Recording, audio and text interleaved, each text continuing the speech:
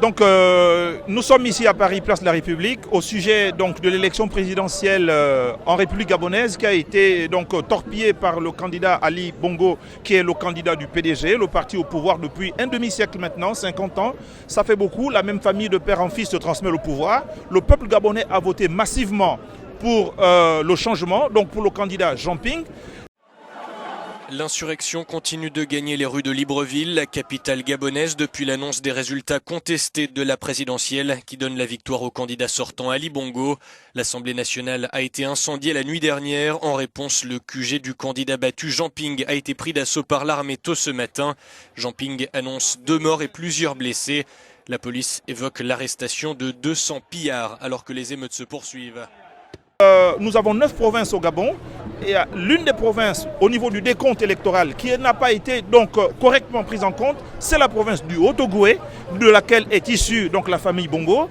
Ils ont multiplié le nombre des suffrages, ils les ont rajoutés. Donc il y a eu des suffrages fictifs qui posent problème aujourd'hui au niveau du décompte des voix. Donc lorsque le pouvoir Bongo a vu que le nombre de suffrages était en faveur de l'opposition, donc du candidat Jean Ping, ils se sont débrouillés, arrangés, à tripatouiller le nombre des suffrages pour donner la majorité, qui est forcément une majorité fictive, au candidat Bongo. Cette élection est proprement scandaleuse, c'est-à-dire que lorsque quelqu'un est démocratiquement élu, il n'y a pas de telle réaction de révolte.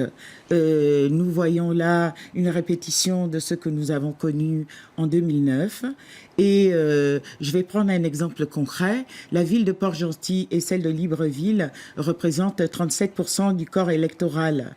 Or, le Haut-Ogooué, on ne va pas venir nous dire aujourd'hui que le Haut-Ogooué à lui seul peut représenter 40% du corps électoral.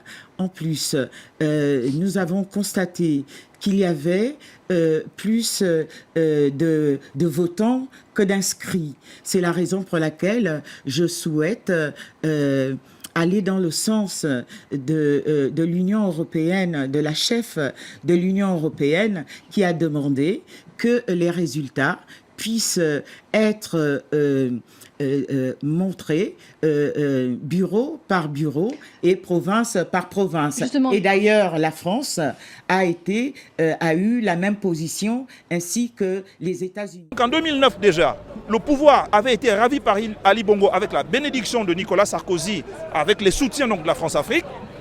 Et c'est ainsi qu'il a eu un septennat à lui tout seul, tout entier.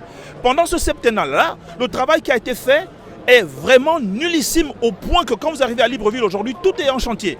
Tous les indicateurs économiques sont rouges, les indicateurs sociaux et politiques sont au rouge. Il n'y a pas de dialogue possible avec l'opposition, il n'y a aucune construction politique qui ait pu s'effectuer. Donc les Gabonais, forts de cela, se sont dit nous allons entendre de le sanctionner démocratiquement lors de l'élection présidentielle qui est intervenue le 27 août dernier.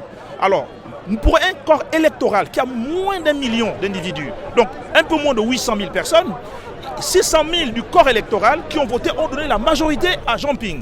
Mais évidemment, la famille Bongo qui est assise sur des prébendes, qui est assise sur un certain nombre d'intérêts politiques et économiques, n'entend pas partir du pouvoir.